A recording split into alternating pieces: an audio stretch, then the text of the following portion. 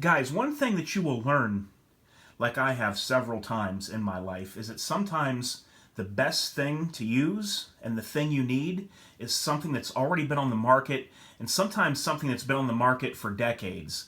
And that's basically what I have here in this box. This is a cleaner, and I'm going to show you what it is and tell you about it and why I'm switching back to it. The firearm industry is booming right now, and you have everybody that's trying to cash in and get a little piece of that pie.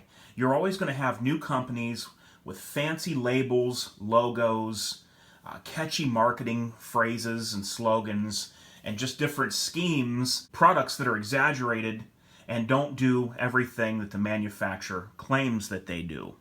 That's just the way things are. Everybody's trying to get into this business. If you could come out with a gun cleaner or something dealing with guns or a rust preventative that was better than things on the market, you would make millions upon millions of dollars in just your first year out. So everybody is trying to get on this bandwagon, and everybody's saying that theirs is the best and it's the newest, latest, and greatest, and everything else is obsolete.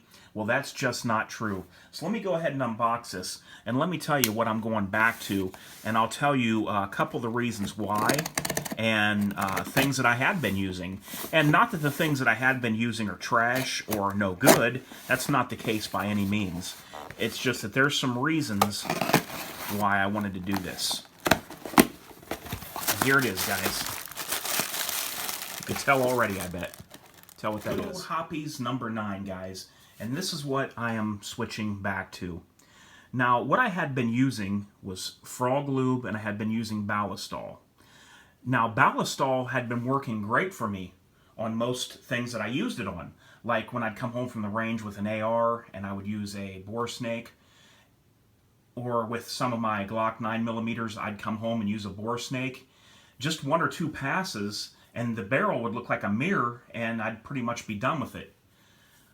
So why would I want to switch to something else, to another product, or to an older product? Well, guys, the reason is I have a couple of shotguns, and one in particular that I'm having a real hard time getting all of the fouling and different residue that you get from shooting a shotgun. I'm having a hard time getting that out of the barrel. And Ballistol just isn't cutting it for me. And I really do believe that this is going to do the trick, and I will be doing a test video with this Hoppe's number 9 on the exact barrel that I'm talking about. So one of the shotguns had sat longer than it should have after being fired without being cleaned. You know, sometimes things happen.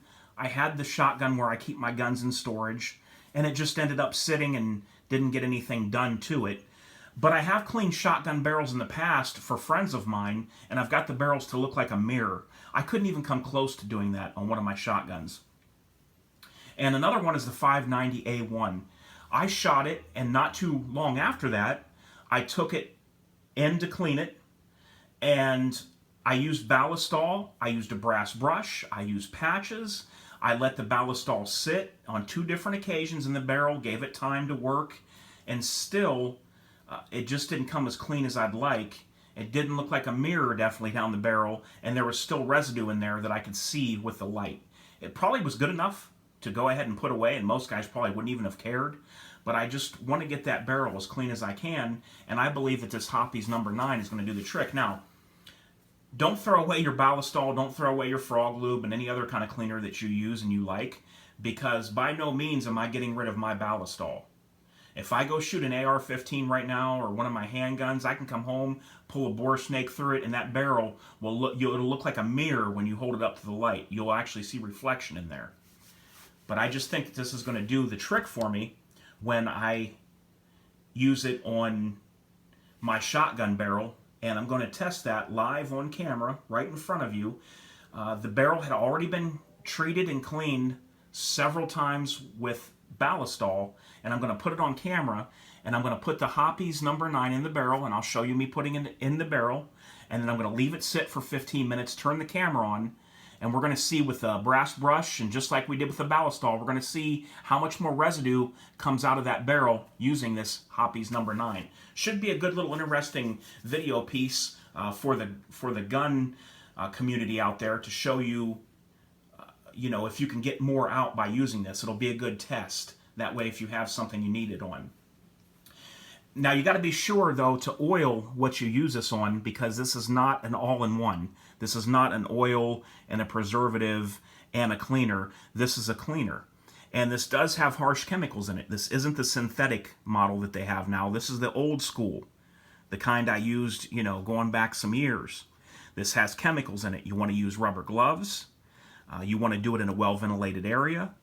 And when you get this out of the bore, you want to put in a protective oil, which is very easy to do. Just run a patch down with a couple drops of oil on it, and you'll be good to go. It doesn't really take you that much extra time. So we're just going to see. I might even bring out a handgun that I've used Ballistol on, and I might run a patch through a handgun after this sits in the barrel for 15 minutes, and we'll see if the handgun, if any more residue comes out with that. If you want to see the handgun test as well, let me know in the comments below, and I'll do that for you too. I think it'll be very interesting. And I think it's something that'll help the gun guys out there just to see what we're looking at. If this doesn't pull out any more residue or doesn't work for me, I'll admit it to you right on camera, and we'll go from there. But like I said, I don't think any of the other cleaners or things that you're using is trash. Sometimes I think that when you have an explosion in the chamber and you have several hundred degrees of burnt powder, residue, and fouling, and fire going through a barrel, sometimes I think it takes a strong chemical and not something that's green to match that and to get it out. So we'll see what happens. We'll call the video old school versus new school when we do the cleaning. And we'll see if this can pull out anything more than what the other did. And we'll take it from there, and you can be the judge of what you think. Well, all right, guys, I hope everyone has a great week out there. Until next time, this is H4T, and I am out.